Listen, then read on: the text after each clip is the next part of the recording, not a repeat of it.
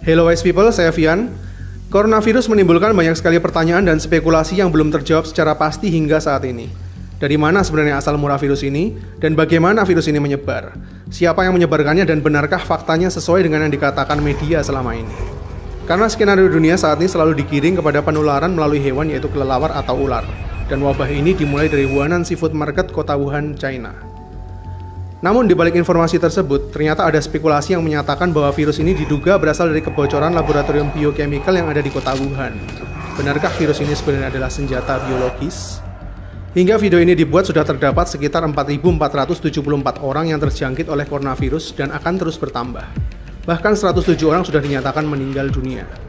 Apakah benar jumlahnya hanya sekitar 4.000-an orang saja? Sedangkan beredar sebuah video dari warga Wuhan yang menjadi salah satu perawat menyatakan bahwa sebenarnya sudah ada 90.000 orang telah terjangkit coronavirus. Sebelum akhirnya video yang viral di dunia maya ini dihapus oleh otoritas setempat yang terkesan menutupi fakta. Bahkan salah satu pakar dari Inggris yaitu Profesor Neil Ferguson nampak sepakat bahwa dia memprediksi saat ini sebenarnya sudah ada sekitar 100.000 orang yang terjangkit oleh virus ini namun masih belum teridentifikasi.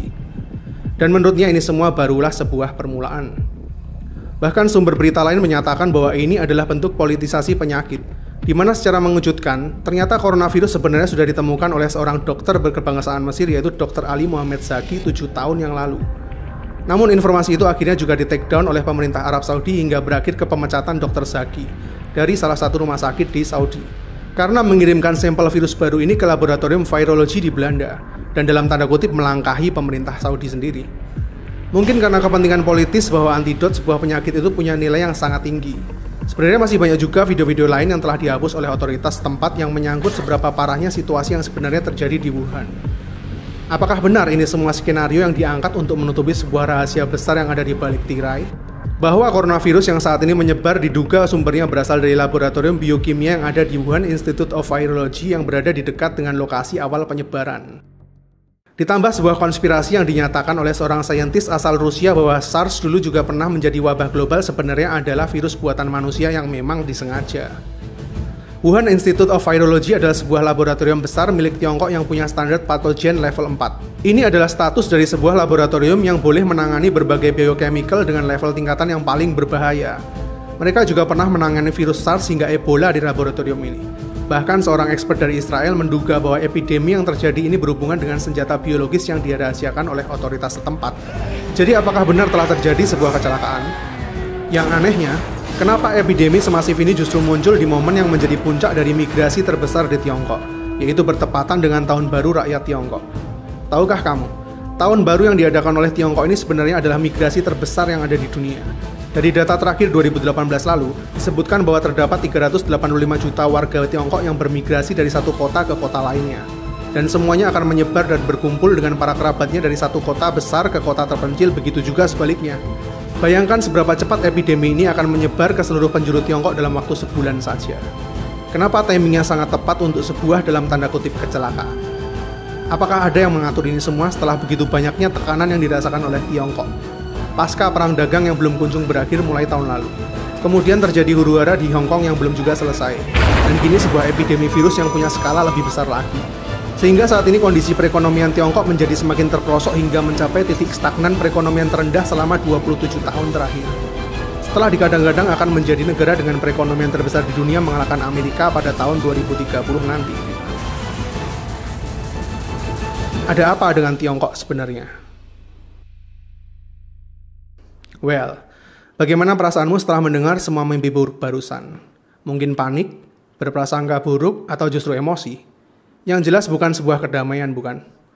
Jika iya, berarti saya sudah berhasil menyebarkan virus negatif buat kalian semua. Dan tahukah kamu, inilah yang saat ini terus terjadi di masyarakat kita.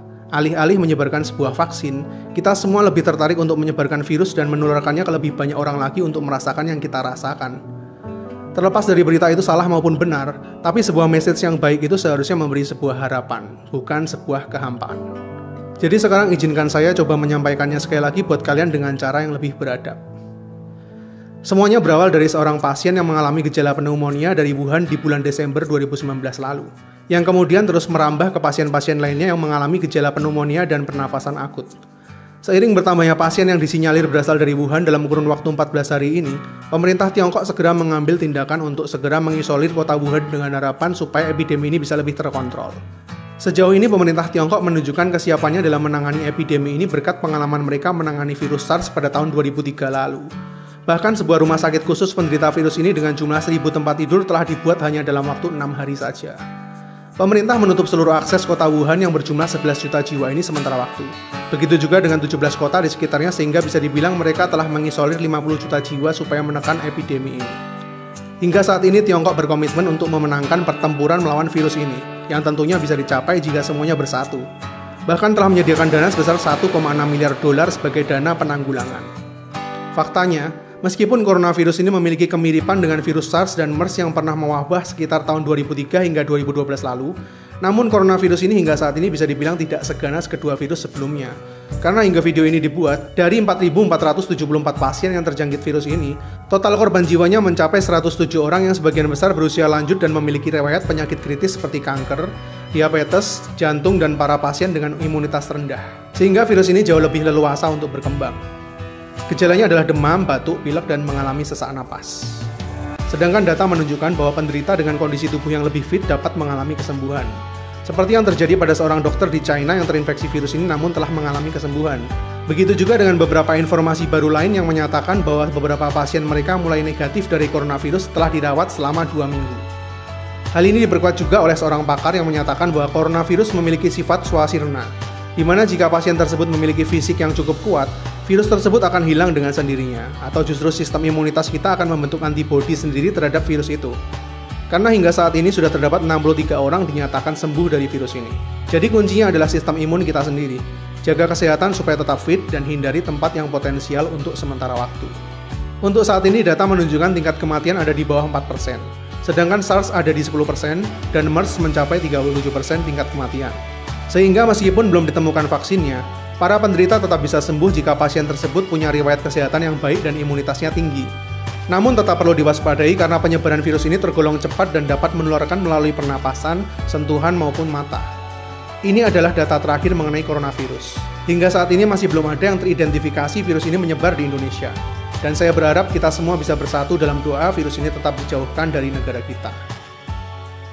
Namun meskipun coronavirus menyebar dengan ganas, beberapa hari terakhir ini justru saya lebih cemas dengan virus jenis lain yang tidak kalah ganasnya, yaitu virus-virus kebencian. Di manakah empati dan nurani kita di saat manusia lain sedang berkesusahan? Kita semua manusia sama-sama punya dosa, bukan manusia yang menentukan siapa yang pantas mendapatkan azab. Karena kita sesama manusia tinggal di bumi yang sama, apa yang terjadi pada orang lain juga tetap bisa terjadi pada kita. Tetaplah rendah hati, bro. Epidemi virus ini adalah bencana berskala global, bukan berarti tidak mungkin menyerang negara kita juga. Bahkan apa yang terjadi di Tiongkok saat ini kalau diterusin, dampak perekonomian mereka bakal memicu krisis global di seluruh dunia loh. Karena saat ini Tiongkok adalah salah satu pendorong terkuat ekonomi yang ada di seluruh Asia dalam berbagai sektor. Manusia satu akan selalu membutuhkan manusia lainnya, dan perbedaan itu yang membuat kita tetap berada di dalam sebuah siklus kehidupan. Seperti halnya rantai makanan maupun bumi yang terus berputar. Kita semua related satu sama lain meskipun berbeda.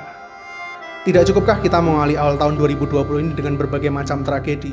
Mulai dari banjir di ibu kota, kebakaran di Australia, gempa bumi di Puerto Rico, ancaman World War III antara Iran dan Amerika, climate change parah di Eropa, puluhan juta belalang menghabisi hasil panen di Afrika, dan epidemi virus corona di China. Dan semuanya ini terjadi hanya di bulan pertama tahun 2020 ini. Kayaknya di tahun yang baru ini nggak cuma visi pribadi kita aja yang perlu diresolusi deh. Tapi kayaknya seluruh penduduk bumi perlu duduk bareng bicarain resolusi 2020 buat visi dari bumi ini sendiri. Karena sejujurnya bumi ciptaan Tuhan yang telah diciptakan harmonis, sempurna dan indah ini kodratnya setiap hari juga terus dirusak oleh virus-virus yang paling jahat. Dan kayaknya nggak bakal ada vaksinnya, yaitu manusia dengan semua egonya. Saya Vian, see you in the next videos.